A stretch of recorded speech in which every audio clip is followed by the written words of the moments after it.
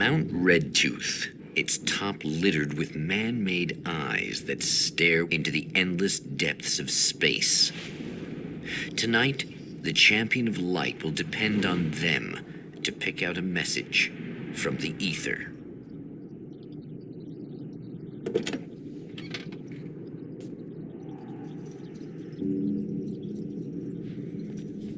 As history repeats itself, the man remembers the patterns. He knows that he needs the missing part for the telescope.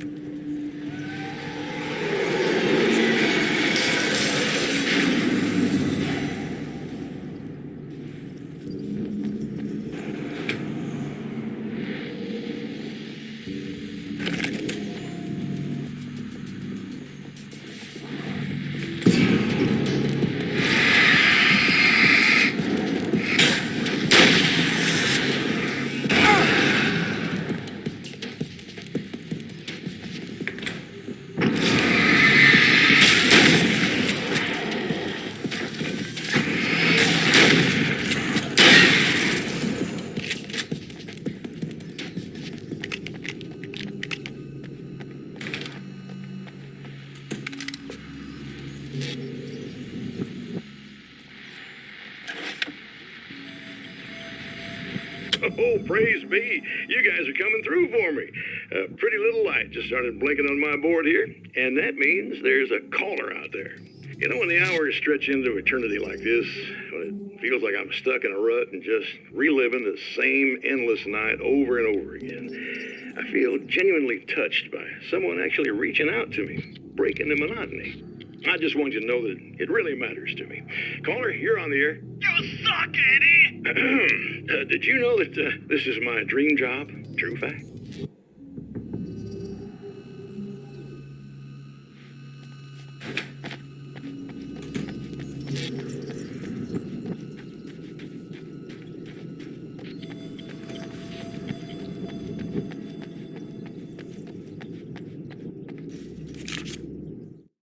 When Dr. Rachel Meadows got the call from Michael, telling her to hurry to the observatory, she didn't waste any time.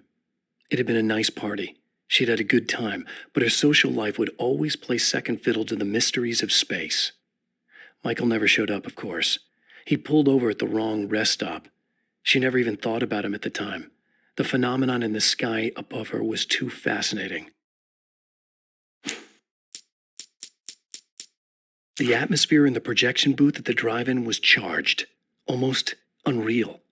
Despite that, the air felt cool and refreshing this late at night. It'd been a hot day. The summer was nearing its end, but it wasn't over yet.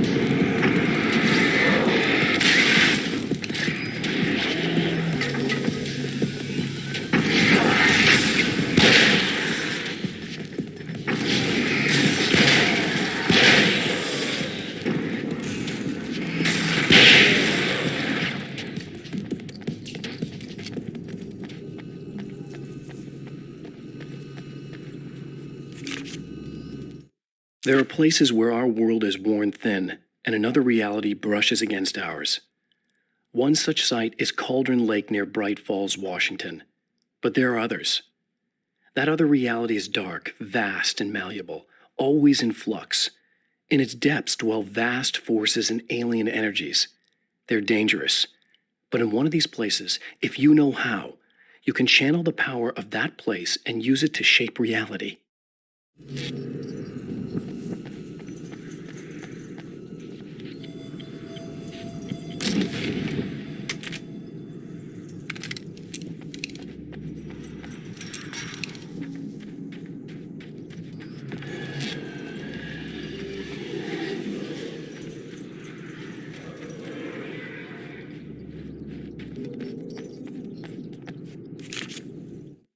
The darkness rose from the depths of Cauldron Lake and took Alice. It needed words. It needed me to write its way into our world. She was leverage, a hostage. I complied, but with a twist. I put in a loophole that gave me a chance to fight back. I was hunted by shadowy enemies, but I faced the darkness. I fought it with light. I drove it back. I saved Alice, but it came with a cost. I was trapped in the dark place below Cauldron Lake.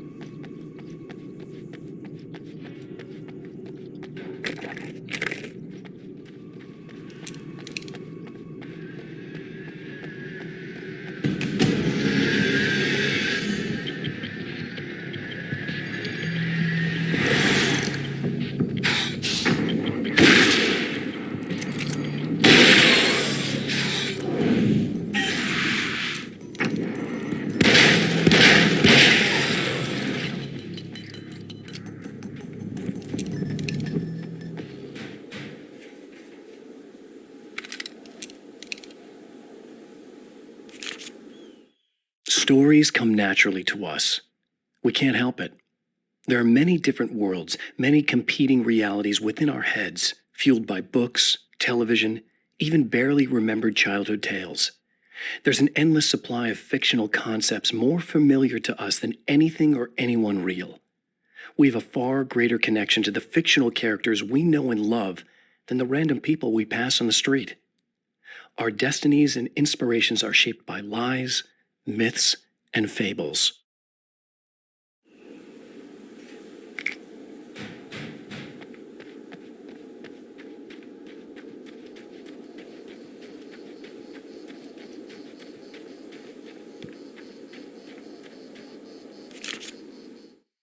The Taken may well be the tool the darkness favors over any other. At some point, they used to be human, but whatever humanity they once had is long gone. Now they're just shells covered and filled by darkness. The Taken Mr. throws at me are more grotesque and varied than the ones I first encountered in Bright Falls. But I know how to deal with them. I'd be lying if I said they don't frighten me. But I've survived worse. I can't let them stop me.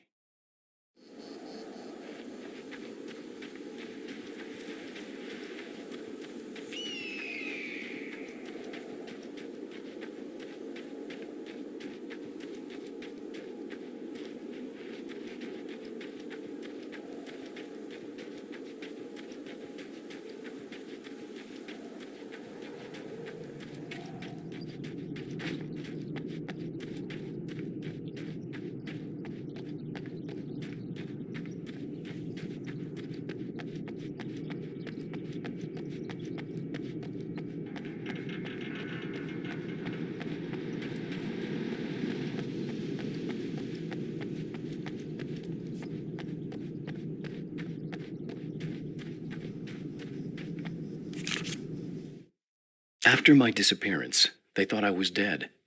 I might as well have been. I know it's been 2 years. I know Alice has moved on. I've tried to find a way back to her, back to my life, but escaping the dark place is almost impossible. Time does strange things here, but dreams and radio signals can pierce the veil between the worlds. I catch glimpses and echoes of the world. Sometimes I send messages out. I can only pray that they hear them.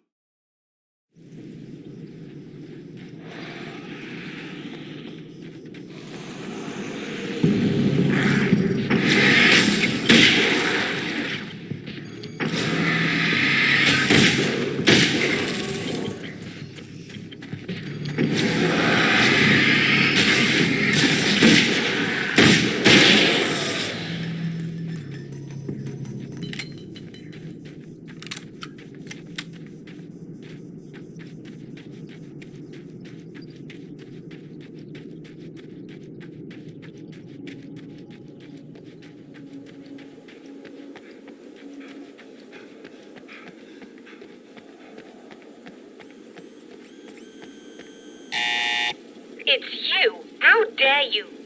No, wait. It isn't you, is it? I suppose you'd better come in. I'll unlock the door. Thanks.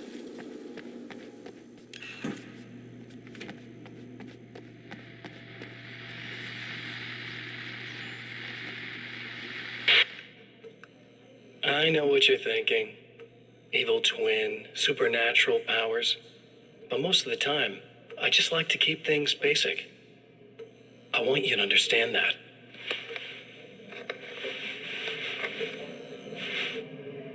Like this. Need to get your hands dirty? No batteries, no moving parts, just physics. That's technology you can depend on. It's a classic. Speaking of classics, you need to be careful with this one, though. If the victim suddenly twists, you might end up cutting yourself. It's not really a workhorse, but I'm a sucker for this style. Now this is more like it. You've got slip-resistant grip. Believe me, you really want that traction once you're wrist deep in somebody.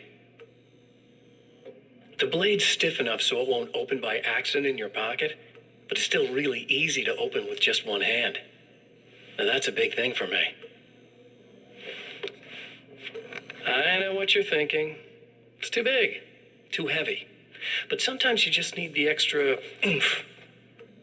If you're talking intimidation, this is gonna do the job. Also great for dismemberings and whatnot. You know, the messy jobs. I can't tell you how many things I've MacGyvered with this stuff.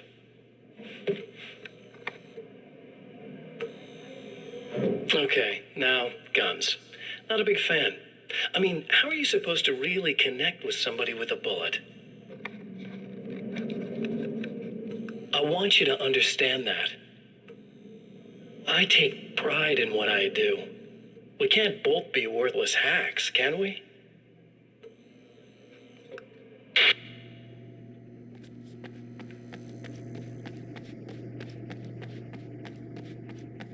You'll have to forgive me, but this feels very strange.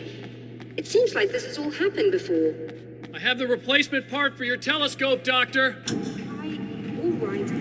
Let's get it installed.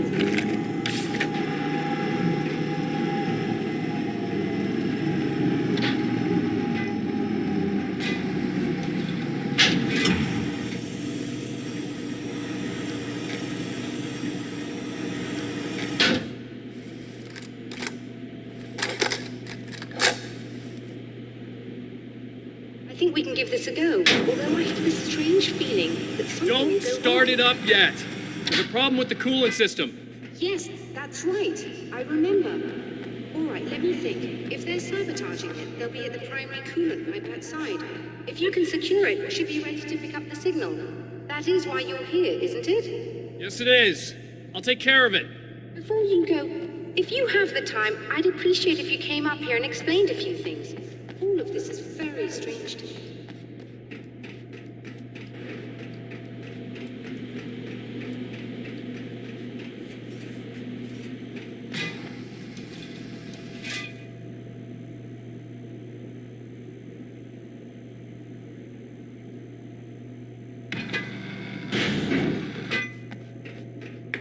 Hello. I don't quite know what's going on, but I seem to remember having had this encounter before. It's not deja vu, Doctor. This has happened before. We're caught in a time loop. That's utterly insane. How could that be? I can't really explain it. I suppose I could call it magic. I don't believe in magic. Neither do I. But I can't argue with what I've experienced. Listen, what matters now is the signal. The last time we only caught a part of it. I need the rest of it. Whether you believe me or not, you want to look into this as much as I do, right? Yes. All right. I realize that you have trouble believing this. That's an understatement.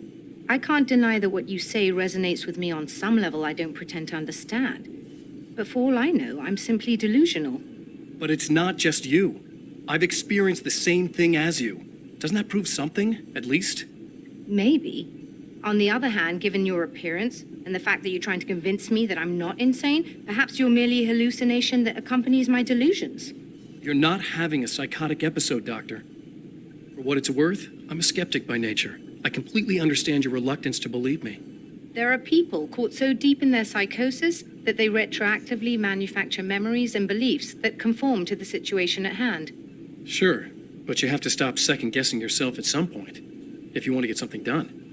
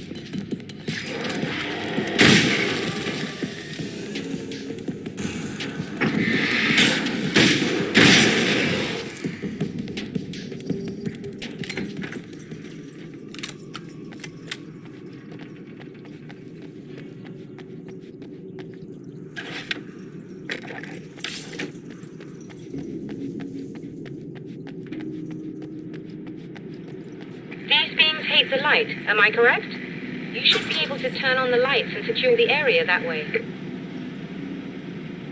Doctor, can you hear me? I think we're good to go. All right. I'll start looking for the signal. Please, head back.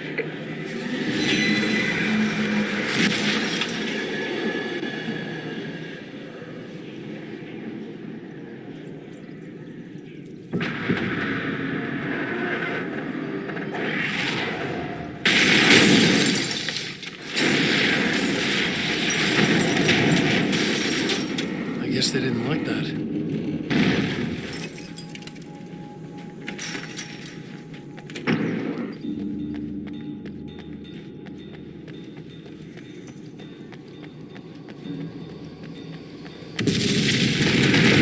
Damn mountain's trying to kill me.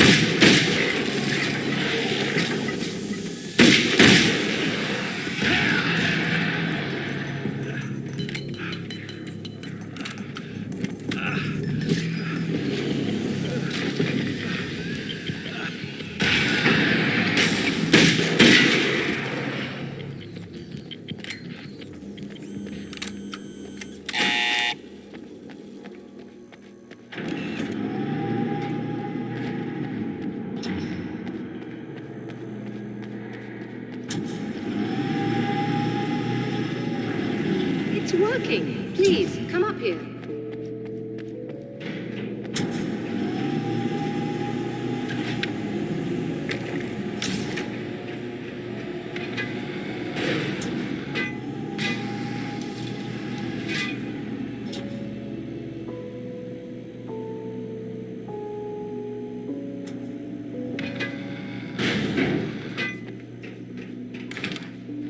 You find the signal? Yes, I don't think it's quite the same thing we had, the last time. Still, we're definitely picking it up. Are we getting the complete signal now? I'm afraid not. Take a look at it yourself. I'm printing out a hard copy now. I'd like to ask you a question or two before that, though, if you don't mind. What's on your mind, Doctor? Most people would find these events extremely disturbing, provided that they survive these creatures, that is. You seem to be quite adept at dealing with the situation. Why is that? Yes, I was involved in... It's a complex story. I was in this small town, and a horrible thing from another dimension kidnapped my wife and manipulated me into writing this horror story that came true. I learned to fight it with light, and I managed to contain it and free my wife. But I was trapped in its world. Are you serious? Absolutely. So, I'm used to reality working in strange or even impossible ways. And I fought these things, not exactly like this, but close enough for a good while now. Of course, I have certain advantages. Was there anything else? What did you mean when you said you have advantages? At the risk of sounding like a lunatic, reality is much more fluid than people think. It can be influenced. I didn't take you for a mystic. I'm not. I'm a writer. And under certain conditions, I can, for lack of a better word, rewrite reality. Change things. That's absurd. But it works. Assuming I believe this, why don't you simply, I don't know, write yourself some superpowers? It's not quite that simple. You need to follow certain laws of drama, I suppose. You need to think about consistency and symbolism. Often what you write isn't anywhere near as important as what you imply. There are things out there that will take advantage of your mistakes. You really believe in this? Don't look at me like that. You've experienced some of this yourself. I will gladly admit that something exceedingly strange is going on. But this idea that you're somehow altering reality with your writing is ridiculous. You're essentially saying you're controlling my actions. Leaving aside the rational arguments against this, what gives you the right? Well, it's more like having a destiny, a path you're on. You're not aware of it, but there it is. If somebody changes it, what difference does it make? It's what every writer does. If you write something that affects one of the characters, they don't really know about that. I'm not a character. Are you saying that it's all right to take advantage of someone if they aren't aware of it? Look, all I meant was that if you're genuinely making all your own decisions, and those decisions lead to whatever destiny you have, what practical difference does it make? I suppose that depends on whether our destinies are determined by things like physics and probabilities, or natural reality, which is presumably neutral and impartial, or by some kind of an intelligence. If it's the latter, that intelligence makes choices based on some criteria. If we suffer as a result of those choices, there's a moral and ethical element involved, regardless of whether we're aware of its manipulations. Wouldn't you agree? You're taking this very well. I thought you'd be angry. I suppose I would be if I thought you could actually do this. Another printout. Another signal fragment. The message is still not complete, but it's another piece of the weapon he has built against his adversary. Mere words on a piece of paper, but in the right hands, they will hold back the darkness